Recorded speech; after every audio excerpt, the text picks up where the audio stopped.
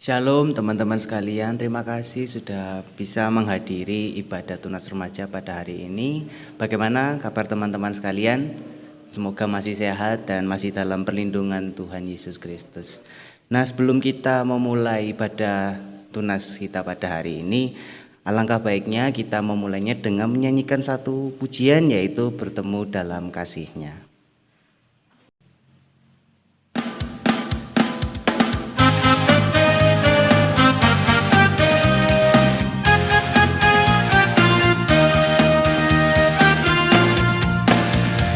Bertemu dalam kasih-Nya, berkumpul dalam anugerah-Nya, bersuka cita semua di dalam rumah Tuhan. Bertemu dalam kasih-Nya, berkumpul dalam anugerah-Nya, bersuka cita semua di dalam rumah Tuhan. Oh saudaraku dan saudariku, Tuhan cinta dan mengasihimu. Mari bersuka cita semua di dalam rumah Tuhan.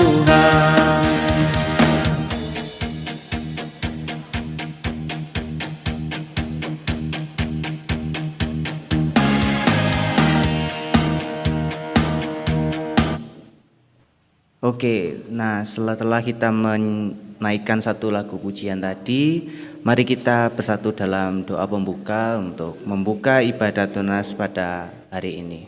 Mari kita berdoa. Tuhan, terima kasih karena Engkau telah mempertemukan kami dalam kesempatan ibadah tunas pada hari ini Tuhan. Kiranya Engkau sertai kami, lingkupi kami dengan Roh Kudus agar kami dapat mempersiapkan hati kami juga untuk mendengarkan firman-Mu Tuhan. Berkati juga nanti yang membawa renungan agar dapat menyampaikan renungan dan firman-Mu dengan baik Tuhan. Terima kasih Tuhan Yesus, haleluya, amin. Oke, selanjutnya sebelum kita memasuki renungan pada ibadah tunas hari ini, mari kita menaikkan satu lagu pujian lagi, yaitu Kasih yang Sempurna.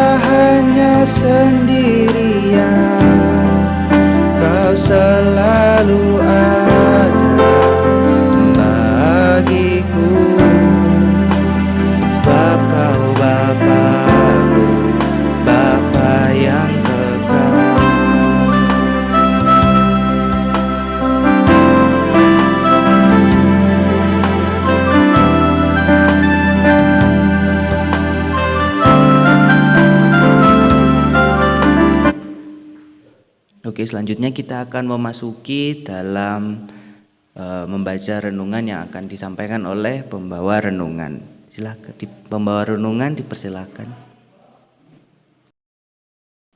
Selamat pagi anak-anakku sekalian, apa kabar kalian? Ibu harap kalian tetap sehat dan tetap melakukan prokes dimanapun kalian berada saat ini. Pagi hari ini kita akan belajar kebenaran firman Tuhan, namun sebelumnya mari kita berdoa. Bapa di surga, sungguh kami mengucap syukur oleh karena kemurahan-Mu di dalam kehidupan setiap kami anak-anak-Mu. Saat ini kami mau belajar kebenaran firman-Mu Bapa.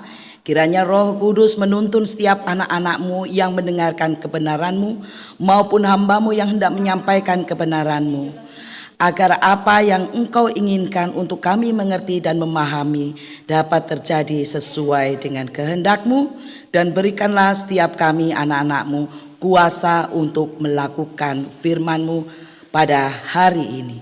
Terima kasih Tuhan Yesus, hanya di dalam nama-Mu yang kudus kami mengucap syukur. Amin. Anak-anakku sekalian, pagi hari ini tema kita tentang diskriminasi dan bacaannya terambil dari Yakobus 2 ayat yang pertama sampai ke-13. Karena ayat ini cukup panjang ya, kalian boleh membaca sendiri di rumah. Ibu akan menjelaskan inti daripada firman pada pagi hari ini. Kalau kita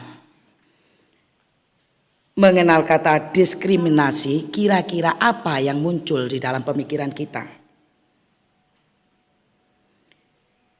Diskriminasi secara sederhana berarti pembedaan perlakuan berdasarkan perbedaan yang dimiliki seseorang.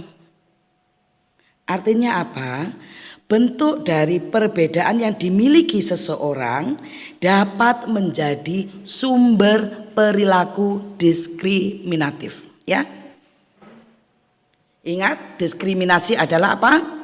Pembedaan perlakuan berdasarkan perbedaan yang dimiliki seseorang, dan hal itu juga bisa menjadi sumber perlakuan diskriminatif, ya.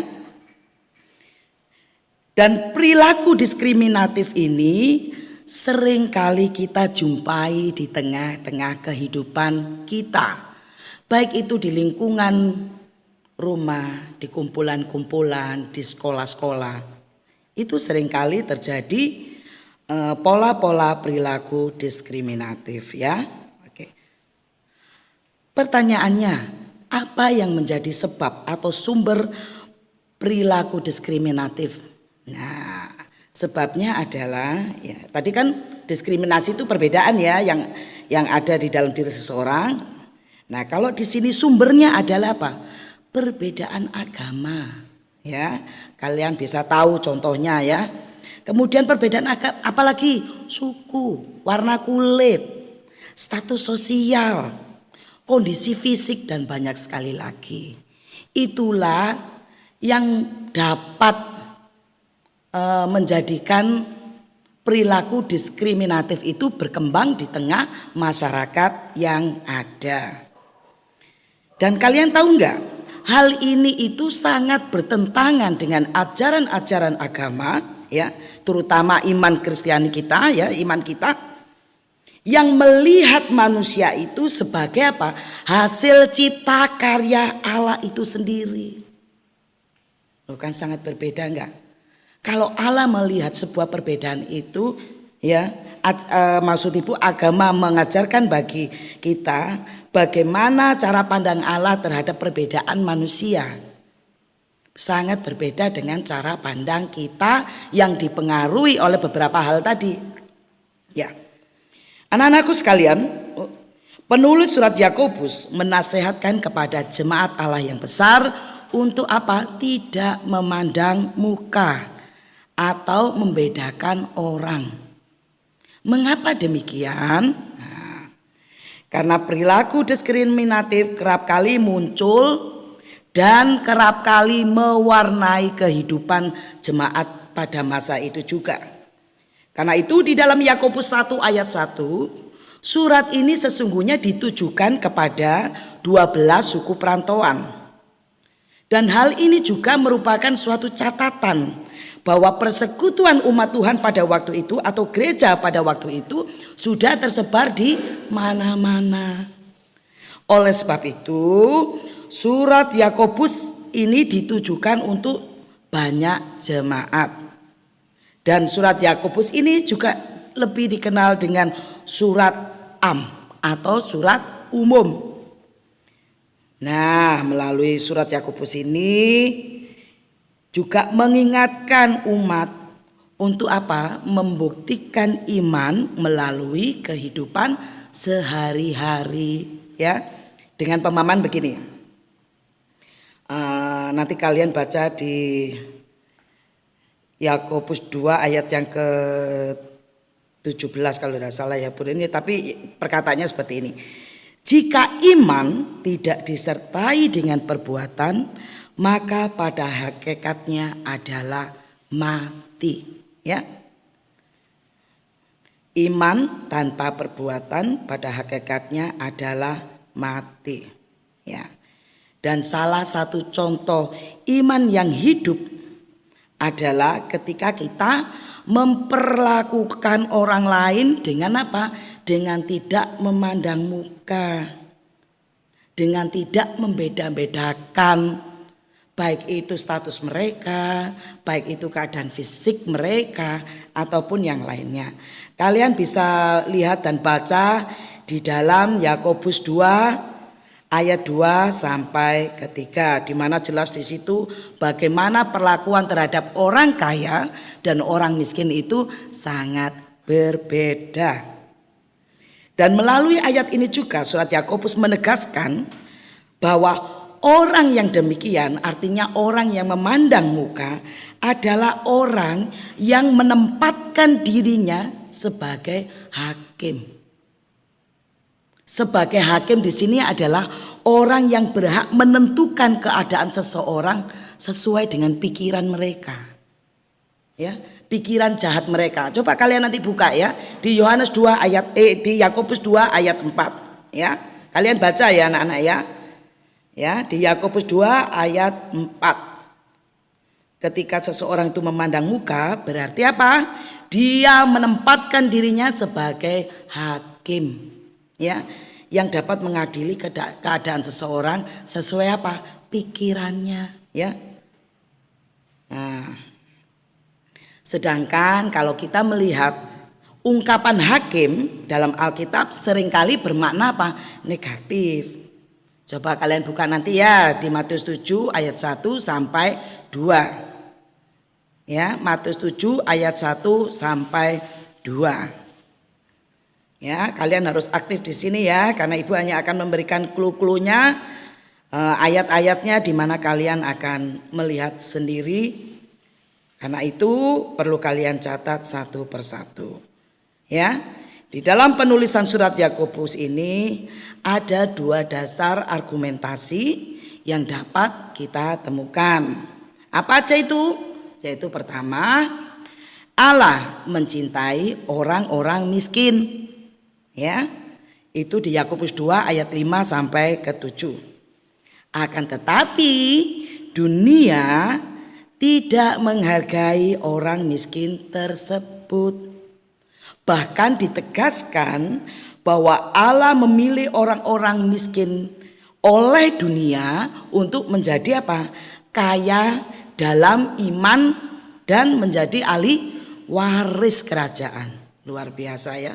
Ini rancangan Allah bagi setiap kita. Kalian buka Yakobus 2 ayat 5. Hal ini pula dilakukan Allah di dalam Tuhan Yesus melalui apa? Karyanya di dunia. Pada dasarnya Allah itu sangat menghargai ciptaannya, sangat menghargai umatnya. Ya, kita bisa lihat dari perjalanan Tuhan Yesus bagaimana ia berkarya. Ya, dan bisa kalian buka di Lukas 4 ayat yang ke-18. Oleh sebab itu, persekutuan orang percaya haruslah menjadi sebuah tempat pembelajaran. Untuk apa? untuk dapat menghargai manusia seperti diri sendiri, ya. Persekutuan itu harus menjadi tempat apa anak-anak? Pembelajaran untuk menghargai, ya. Ya, untuk menghargai seperti diri sendiri. Sedangkan yang kedua, argumentasi yang kedua adalah menempatkan hukum kasih sebagai apa? Hukum yang terutama. Yakobus 2 ayat 8 sampai 13. Kalian baca di situ. Hal ini berangkat dari pengajaran Tuhan Yesus yang dikenal dengan hukum kasih. Kalian bisa lihat juga di Matius 22 ayat 37 sampai 40. Ya. Penulis surat Yakobus hendak mengingatkan kepada kita bahwa ukuran kasih pada sesama adalah kasih kepada diri sendiri. Jadi ukuran kasih itu adalah mengasihi diri seperti mengasihi diri kita sendiri. Mengapa demikian? Nah, karena hukum kasih adalah hukum yang terutama, maka apapun tindakan kita menjadi tidak berarti atau tidak benar ketika kita tidak dapat apa? Memperlakukan sesama kita seperti diri kita diperlakukan. Ya. Ingat, seperti diri kita diperlakukan. Contohnya, kalau kita ini loh mau orang lain menghargai kita, ya kita harus lebih dulu menghargai orang lain. Ya, itu ya. Karena itu, sikap yang memperlakukan orang dengan memandang muka itu juga bisa disebut apa tadi? Ibu katakan pertama, sikap yang memperlakukan orang dengan memandang muka itu juga bisa disebut dengan perilaku diskriminatif, ya. Contoh ya. Jika kita temui ya, kita lihat keadaan sehari-hari, ada seseorang datang dengan penampilan mewah ya, tampak kaya, seringkali disambut dengan hangat. Ya, ketika masuk apa? Di tempat pelayanan publik. Oh, ini banyak ini contohnya nih ya. Kalau berdiri ngomong di sini, waduh nanti enggak cukup ini ya. Sedangkan sebaliknya, orang yang biasa penampilannya atau cenderung lebih sederhana justru ditatap dengan apa? Tatapan muka penuh curiga. Jangan-jangan seperti itu. Ini satu contoh peristiwa. Dulu waktu ibu masih bekerja, ya, ibu sering melihat ya teman-teman itu begini. Ketika ada seorang pembeli datang, wih, necis itu, bajunya bagus, gayanya oke, dengan ramah pasti Selamat datang Bu, ada yang bisa kita bantu, bla bla bla bla bla gitu ya. Intinya itu menyenangkan lah. Suatu saat pada waktu yang sama datang juga orang, dia juga melihat sama. Tapi kali ini penampilannya enggak sebagus yang pertama ya, konsumen yang pertama. Orang ini hanya menggunakan sendal jepit, go kresek gitu ya. Kemudian dia itu melihat-lihat barang. Ya, yang dijual memang barang mahal ya. Bukan barang ratusan ribu tapi jutaan. Tapi dia hanya membawa kresek gitu jalan-jalan gitu ya. Jalan. Nggak ada yang menyapa. Bapak mau cari apa? Ibu mau cari apa? Nggak ada. Malah mereka, loh siapa itu ya? Kok datang begitu? Jangan-jangan itu tadi. Kita seringkali terkecoh oleh penampilan luar. Padahal belum tentu yang tampak mentereng di luar itu tidak sama dengan sesungguhnya. Banyak sekali kita jumpai yang mentereng itu justru penipu. Dan yang biasa-biasa adalah orang yang benar-benar bisa dipercaya seperti itu ya. Itu yang namanya perilaku diskriminatif ya anak-anak ya. Itu salah satu contoh. Dalam berbagai bentuk, memandang muka adalah suatu kenyataan keseharian yang dapat kita jumpai dengan mudah ya. Tadi Ibu bilang di mana? Di lingkungan sekitar kita, di sekolah atau kumpul-kumpulan ya dan sebagainya. Bahkan di masa sekarang ini perilaku diskriminatif itu semakin menjadi-jadi, di mana perbedaan baik itu mengenai kayak status sosialnya, suku, golongan dan sebagainya, kondisi fisik menjadi sebuah alasan seseorang melakukan tindakan diskriminatif. Dan tak jarang pula di kalangan remaja juga banyak kita temui hal itu, ya.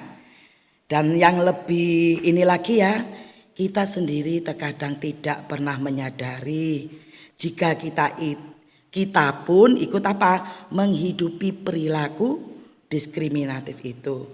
Tak kalah kita mulai dengan menentukan ukuran kita kepada orang lain. Itu awalnya.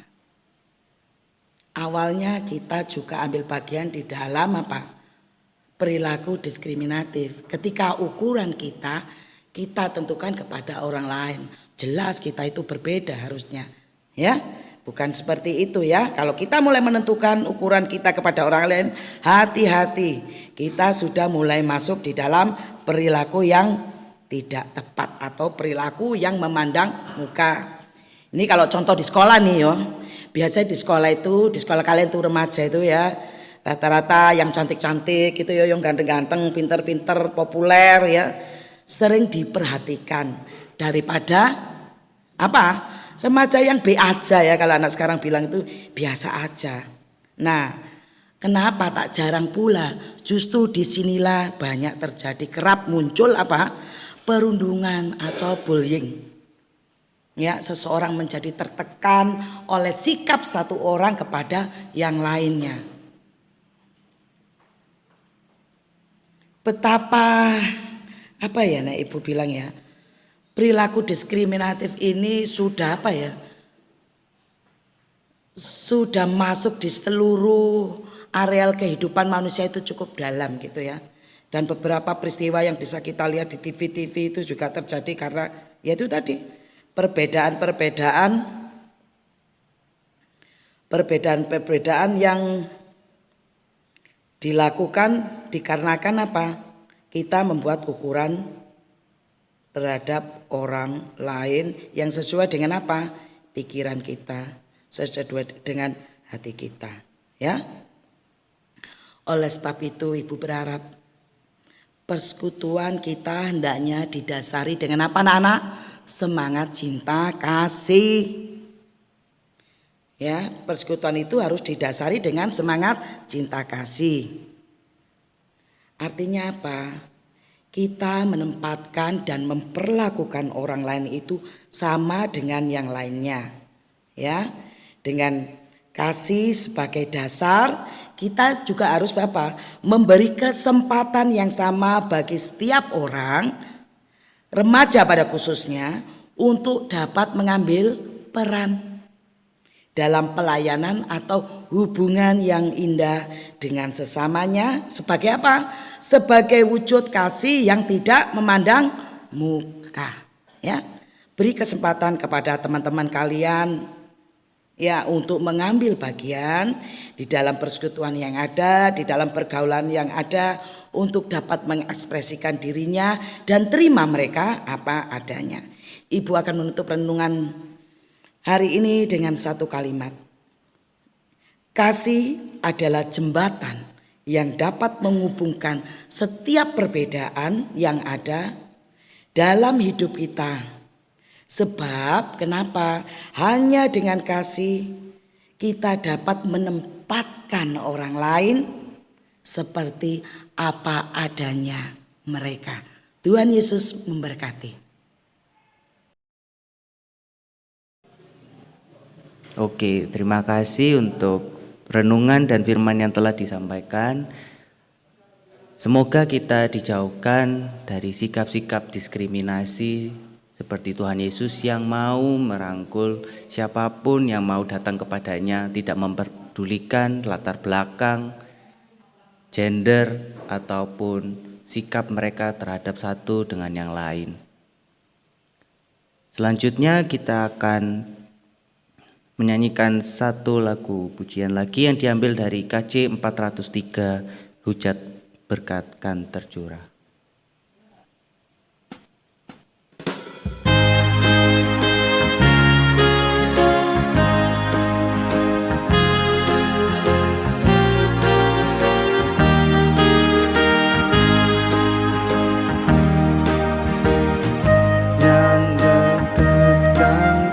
Tercurah, itulah janji kudus,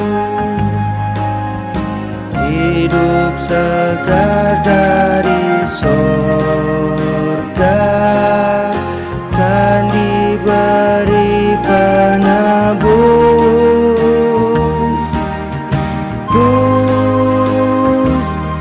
berkat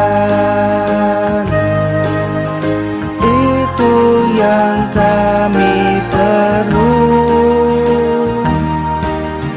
sudah menetes berkat-Mu, biar tercurah penuh.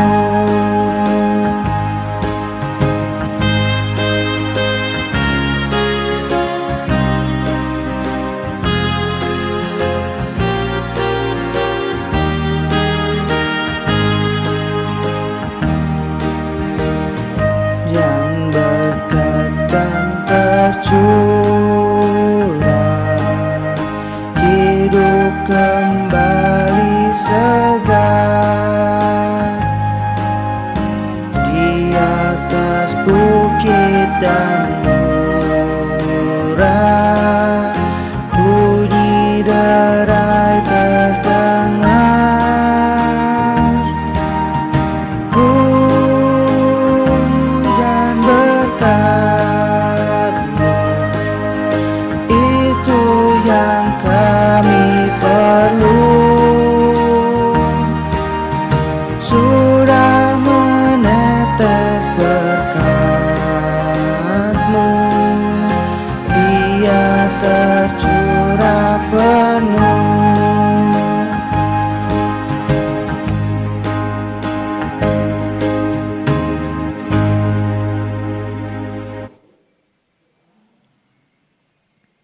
Oke, selanjutnya kita akan menaikkan doa persembahan yang akan ditutup dengan doa Bapa kami. Ya Tuhan, terima kasih karena Engkau telah memampukan kami dalam hidup kami sehari-hari, hingga pada hari ini kami bisa memberikan sedikit persembahan kepada-Mu Tuhan. Kiranya persembahan ini dapat digunakan dengan baik bagi mereka yang mengelolanya Tuhan.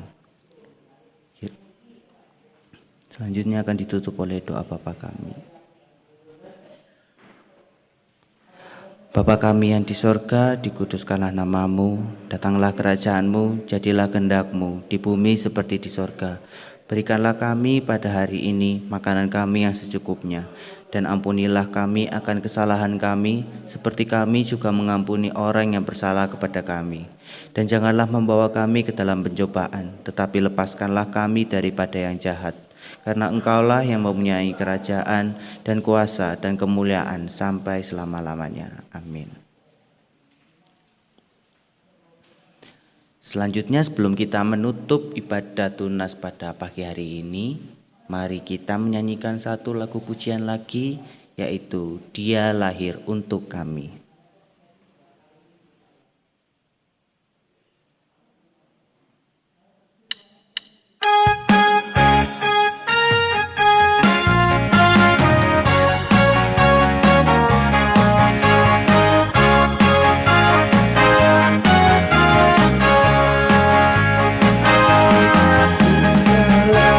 Untuk kami, Dia mati untuk kami, Dia bangkit untuk kami semua.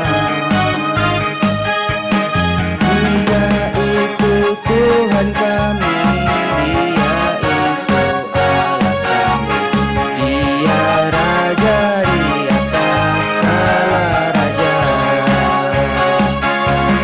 Dia itu firman Allah yang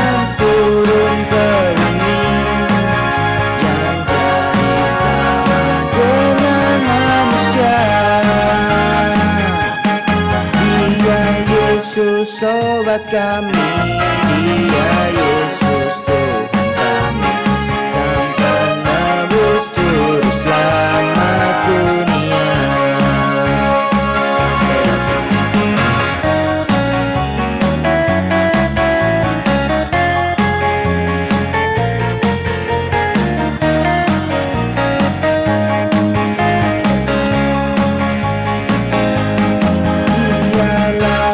Untuk kami, Dia mati untuk kami, Dia bangkit untuk kami semua.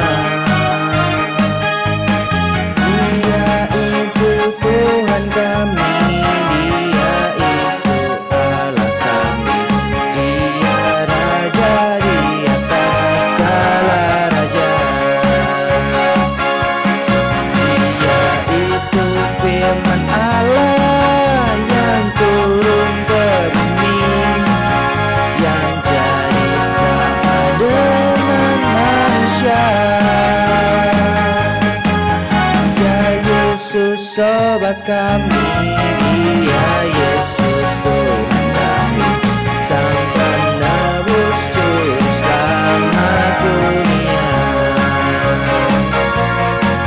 Sang penebus juru selamat dunia.